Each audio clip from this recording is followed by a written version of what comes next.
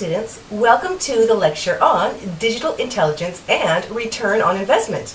And after the lecture, we will be able to learn the following objectives. 1. Explain the evolution of digital intelligence. 2. Define the traditional analysis approaches and digital intelligence. 3. Describe the modernized measurement. 4. Understand the concept of return on investment in digital marketing. 5. Explain the top-down revenue.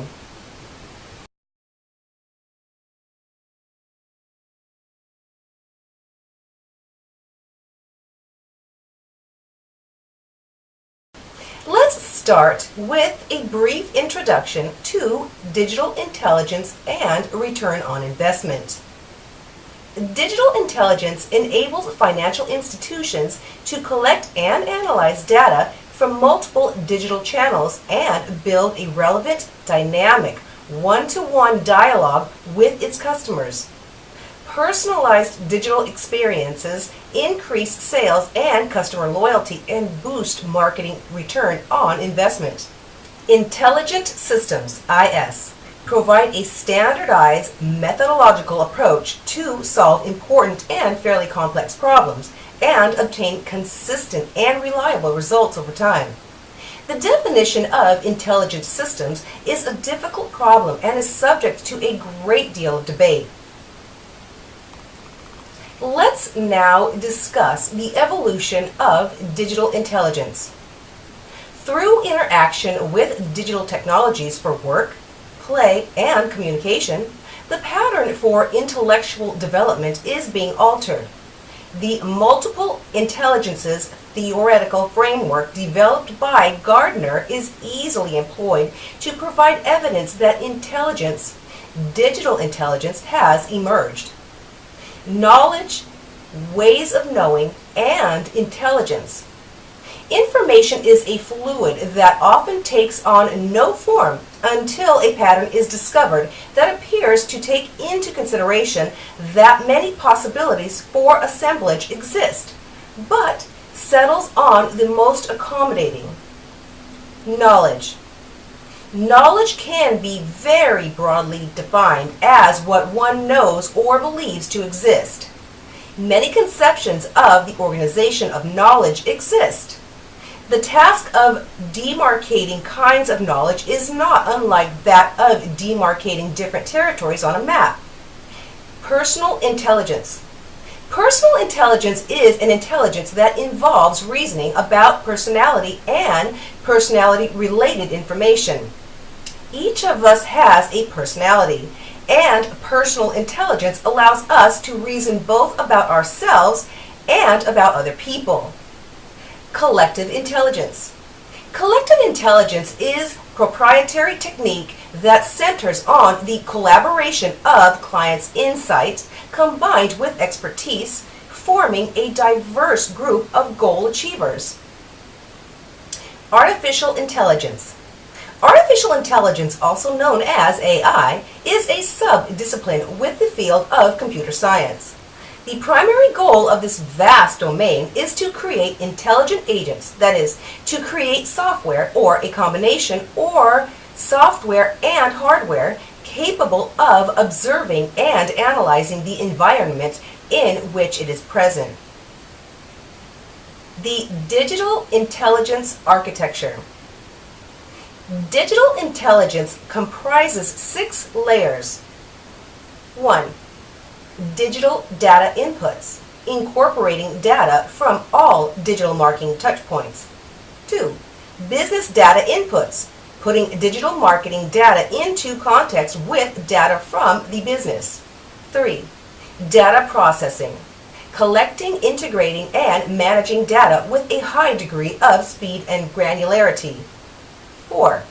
Data warehouse, storing digital data to make it available for analysis and execution.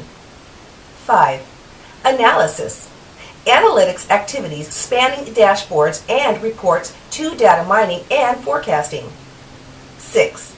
Action, making analytical data and insights directly available to the applications that drive interactions. The evolution toward digital intelligence to drive CXM means one needs to start to demand more from data to improve its action ability in the 5 ways as: 1.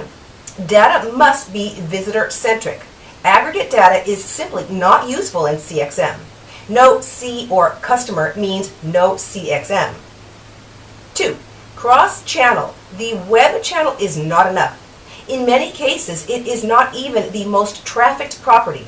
One needs to understand the complete digital experience. 3. Right time to real time. Action needs to be gathered at the right time in order to optimize results, even if that's now. Today's rapid-paced campaigns simply cannot wait until after the analysis is complete because the customer will be gone. Open. Digital intelligence is not an exercise in data warehousing or fancy business intelligence. It is about putting the data to use immediately. If the data is locked up in a proprietary system, it is of limited value in CXM. Predictive. Digital intelligence is not just big data. It is the intersection of big data with big science, predictive in nature and immediately actionable. Given the investment and revenue at stake, analytics is a critical function to support the development, validation, and optimization of digital channels. Web analytics is the logical hub of interactive channel analysis based on the historical centrality of the website. Did you know, in a survey of nearly 200 senior marketing managers, 77% responded that they found the return on investment metric very useful. In today's multifaceted digital landscape, standard web analytics methods are ill-equipped to keep pace with intricate multi-channel customer relationships. Customers expect a high degree of coordination and relevance across touchpoints, raising the bar for marketing execution and analytics. The website, although still important, is now one of many destinations. Device proliferation.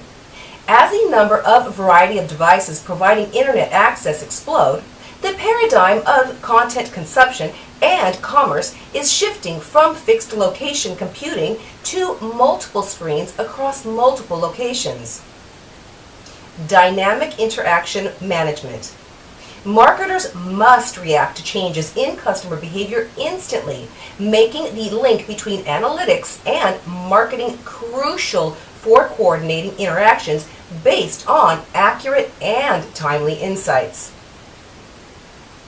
Modernize measurement. As marketing's remit evolves to accommodate a growing catalog of intertwined touchpoints, so too must marketing analytics. To close the gap between web analytics and comprehensive analytics for digital marketing, customer intelligence (CI) professionals must adopt an updated approach. Digital intelligence comprises an evolutionary step beyond web analytics to make analysis. Customer-centric. As customers and prospects seamlessly move across channels and devices at will, digital intelligence supports the analysis of customer interactions in concert rather than discrete channel views. In addition to visibility across all channels, analysis is highly granular to identify, track, and interact with individual visitors. Data agnostic. To conduct multi-channel digital analysis, digital intelligence incorporates data warehousing capabilities that accommodate data collection, storage, and management across a broad range of data types. Directly applicable to business actions. Digital intelligence emphasizes the direct application of analytics to marketing activities rather than static reporting and dashboards. Intelligent. The volume and scope of the outputs from digital analytics results in a theoretically limitless number of metrics, goals, key performance indicators, KPIs, reports, dashboards, and visualizations. Return on investment, or ROI, is the rate of revenues received for every dollar invested in an item or activity. In a marketing sense, knowing the ROI of advertising and marketing campaigns helps one to identify which techniques are most effective in generating income for business. User experience is the science and art of designing a product like a website or a software application so that it's easy to use, so that it fits the expectation that the user has for it, and so that it meets business goals. There's a whole methodology around designing a user experience, and sometimes people ask me, is it worth it to do all that work to design a user experience? So let's talk about the return on investment, or ROI, of doing user experience work. IEEE is a professional organization that puts out reports and does research for programmers, developers, and engineers, and they put out an article called Why Software Fails. Here's some interesting data from their article. They estimate that the amount of money that is spent worldwide in information technology is estimated at $1 trillion a year. The percent of projects that are abandoned because they are hopelessly inadequate is up to 15% of all projects. The percent of revenue that goes to the IT group is 5% of a company's total revenue, and up to 10% if it's a financial or telecommunications company. The amount of time that programmers spend on rework that is actually avoidable is 50% of their time. The cost of fixing an error after development is 100 times that of fixing an error before development of the project is completed. Of the top 12 reasons that projects fail, 3 of the top 12 are directly related to what we would call user experience or user-centered design work, and those 3 are badly defined requirements, poor communication among customers, developers, and users, and stakeholder politics. So the kind of work that user experience professionals do, stakeholder interviews, user research, user testing, user-centered design, these are all things that can fix at least 3 of those 12 reasons why software fails. You actually can calculate the savings or additional revenue or benefit that you get from improving the user experience of a product. So let's look at some examples to make this more concrete. The first example I want to talk about is, let's say that you are a micro-lending company. So these are often nonprofit organizations that look for donations from people, and then they take that money and they lend it out in very small loans to people around the world who need the money to run a small or home business in order to better their situation. So you have a website and people donate money at your website, but the searching and donating part of the interface at the website is confusing and hard to use, and you have estimated that 50 customers a day are actually abandoning before donating because of the poor user experience. So let's do some calculations. Each customer, let's say, donates an average of $50 over the course of a year, so you are losing $2,500 a day, or $912,500 a year.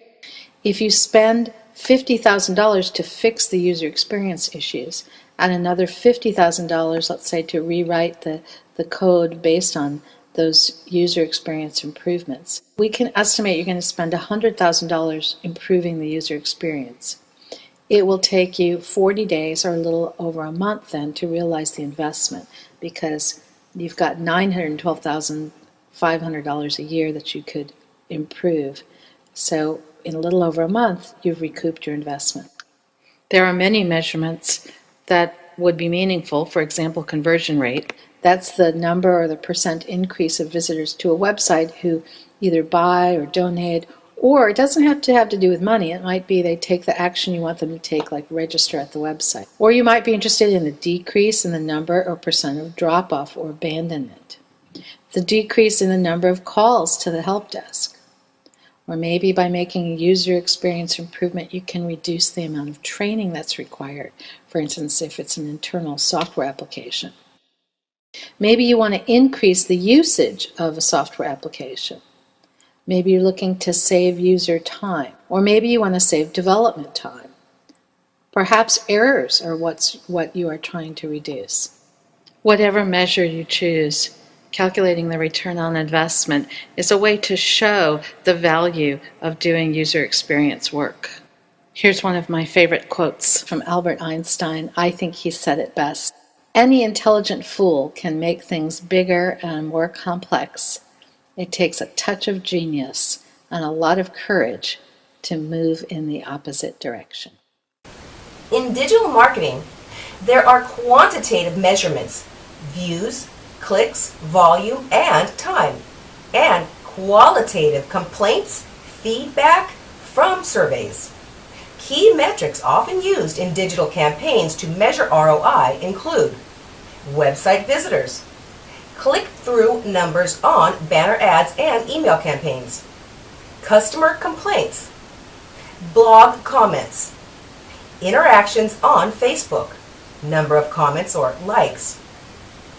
One has determined what key metric is and assigned a cost per action, CPA, to that metric.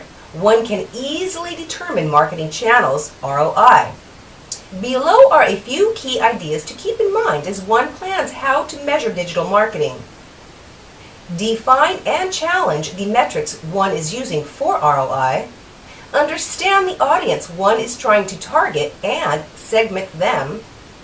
Try variations on a theme on a smaller scale and measure the impact. Tie